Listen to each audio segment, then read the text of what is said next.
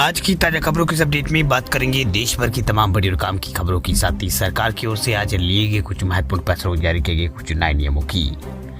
इसके अलावा ration card धारकों के लिए आज एक जरूरी और महत्वपूर्ण खबर निकल के आए सामने, बताएंगे आपको आगे इस अपडेट में।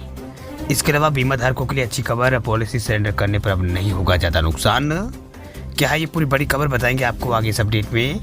इसके अलावा बैंक खाताधारकों के लिए भी आज एक जरूरी और महत्वपूर्ण खबर निकल के आए सामने, बताएंगे आपको आगे इस अपडेट में। इसके अलावा देश में सस्ता हुआ है पेट्रोल डीजल, केंद्र सरकार ने किया है दावा, पड़ोसी देश में बढ़े हैं रेट्स। क्या है ये पूरी बड़ी खबर, बताएंगे आपको आगे इस अपडेट में। इसके अलावा इस राज्य में कर्मचारियों को मिला है क्रिसमस और नया साल का तोहफा, महंगाई भत्ते में हुआ है जबरदस्त इजाफा। इस खबर को भी जानेंगे पूरे विस्तार से। इसके अलावा कोरोना के नए वेरिएंट JN1 को खतरे को लेकर भी एक आज बड़ी खबर निकल के आए सामने, बताएंगे आपको आगे इस अपडेट में। इसके अलावा फर्जी सिम लेने पर अब 3 साल की जेल, 50 लाख रुपए का लगेगा जुर्माना। सिम कार्ड के लिए बायोमेट्रिक पहचान होगी जरूरी, टेलीकम्युनिकेशन बिल लोकसभा में हुआ है पास। इस खबर को भी जानेंगे पूरे विस्तार से। इसके अलावा कुछ एजुकेशनल और जॉब रिलेटेड कुछ महत्वपूर्ण और बड़ी खबरें हैं, बताएंगे एक एक करके इस अपडेट में। साथ ही आज की तमाम बड़ी और काम की पूरी 20 खबरों की बात करेंगे आगे इस अपडेट में। तो बात करते हैं आज की पहली बड़ी खबर की। तो बीमा धारकों के लिए अच्छी खबर है, पॉलिसी सरेंडर करने पर अब नहीं होगा ज्यादा नुकसान। अगर आप अपनी जीवन बीमा पॉलिसी को उसके मूल समय से पहले तोड़ते हैं तो उस पर आपको सरेंडर चार्ज जो है देना पड़ता है। हालांकि बीमा नियामक अभी सरेंडर चार्ज को कम करने का विचार कर रहा है और इसका फायदा ये होगा कि पॉलिसी भुगतान के प्रीमियम जो है उसका पहले से अधिक जो है हिस्सा लेकर घर जा सकेगा।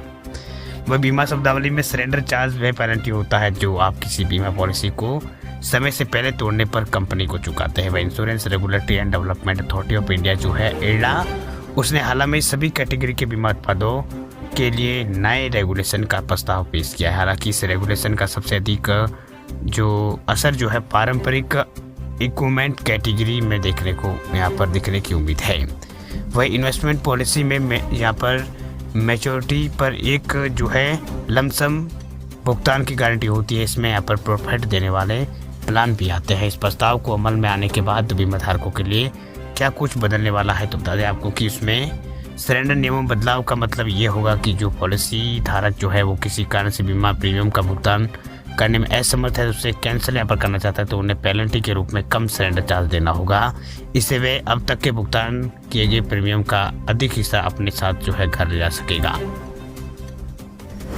बात अब करते हैं अगली खबर की। तो फर्जी सिम लेने पर 3 साल की जेल, 50 लाख का लगेगा जुर्माना। सिम कार्ड के लिए बायोमेट्रिक पहचान अब होगी जरूरी। लोकसभा में बुधवार को जो है नया टेलीकम्युनिकेशन बिल 2023 पास हो गया। अब इस बिल को फाइनल रिव्यू के लिए राज्यसभा में भेज दिया गया है। वह इस बिल पर फर्जी सिम लेने पर 3 साल की जेल और 50 लाख रुपए के जुर्माने का प्रावधान किया गया है। वह बिल में टेलीकॉम कंपनियों को उपभोक्ताओं को सिम कार्ड जारी करने से पहले अनिवार्य रूप से बायोमेट्रिक पहचान करने को कहा है। वह ये बिल जो है सरकार को राष्ट्रीय सुरक्षा के कारणों किसी भी टेलीकॉम सर्विस या फिर नेटवर्क के टेक ओवर या फिर मैनेजमेंट या फिर उसे सस्पेंड करने की अनुमति देगा। यानी युद्ध जैसी स्थिति पड़ने पर सरकार टेलीकॉम नेटवर्क पर मैसेजेज इंटरसेप्ट कर सकेगी। और ये बिल जो है 138 साल पुराने भारतीय टेलीग्राफ अधिनियम को बदलेगा जो टेलीकॉम सेक्टर को कंट्रोल करता है। इसके अलावा the Indian wireless telegraph act 1933 और टेलीग्राफ वायर्स एक्ट 1950 में भी ये बिल जगह लेगा। ये ट्राई एक्ट 1947 को भी संशोधित, यहाँ पर 1997 जो है उसको भी संशोधित करेगा। वह इसमें जो लाइसेंसिंग सिस्टम है उसमें बदलाव होगा। बिल से लाइसेंसिंग सिस्टम में भी बदलाव आएगा। वर्तमान में सर्विस प्रोवाइडर को विभिन्न प्रकार की सर्विस के लिए अलग अलग लाइसेंस की अनुमति है। वह अनुमोदन पंजीकरण लेना पड़ता है। ऐसे में 100 से अधिक लाइसेंस पंजीकरण जो टेलीकॉम डिपार्टमेंट जारी करता है। बात अब करते हैं अगली खबर की। तो सरकार का दावा, देश में कम हुए हैं पेट्रोल डीजल के दाम। केंद्र सरकार का कहना है कि पिछले कुछ समय यानी वर्षों के दौरान भारत में पेट्रोल डीजल की कीमतें कम हुई है। वैसे अवधि के दौरान कुछ पड़ोसी देशों में और पश्चिम देशों में इन दामों में बढ़ोतरी हुई है। इस दौरान अंतर्राष्ट्रीय बाजार में क्रूड ऑयल की कीमत में भी उतार चढ़ाव जो है होता रहा है। वह सरकार द्वारा बुधवार को जारी आंकड़ों के अनुसार नवंबर 2021 में नवंबर 2023 के बीच जो है भारत में पेट्रोल डीजल की कीमतों में कमी आई है, लेकिन पड़ोसी देश और पश्चिम देशों में दाम बढ़े हैं। वह ग्राफ बताता है कि 2021 नवंबर से 2023 के बीच जो है यहाँ पर पेट्रोल की कीमत जो है 11% और डीजल की कीमत 8% गिरी है। वही दूसरे पड़ोसी देश श्रीलंका में पेट्रोल की कीमत 54 रुपये यहाँ 54% और पाकिस्तान में 41% जो है बढ़ गई है। इसके अलावा अमेरिका, यूके और कनाडा में पेट्रोल की कीमत 9% और 7.5% और 11% अधिक है। वह डीजल के मामले में सिलेंडर की कीमत जो है 110% बढ़ी है, जबकि पाकिस्तान में 53% जो है बढ़ी है। वही नवंबर 2021 से नवंबर 2023 के बीच अमेरिका में डीजल की कीमत 27% और यूके में 9% और जर्मनी में 11% जो है बढ़ गई है।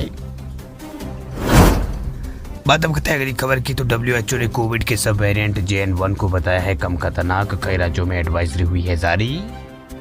विश्व स्वास्थ्य संगठन यानी WHO ने कोविड-19 के नए वेरिएंट JN.1 यानी वेरिएंट ऑफ इंटरेस्ट के रूप में इसे क्लासिफाइड यहाँ पर किया है।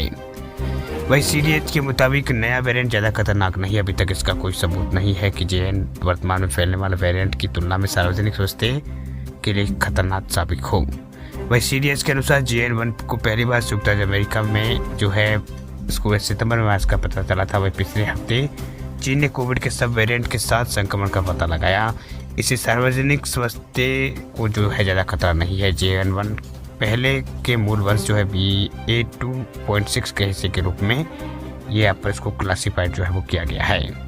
पता है आपको कि कोरोना के नए वेरिएंट जो है उसका पहला मामला केरल में दिसंबर में आ चुका है। वह वहाँ पर एक 80 साल की एक महिला के संक्रमण होने की पुष्टि पाई गई है। इसके बाद कई राज्य अलर्ट पर है। कोविड के नए वेरिएंट मिलने पर कर्नाटक सरकार ने भी लोगों को बाहर जाने पर मास्क लगाने की सलाह दी है।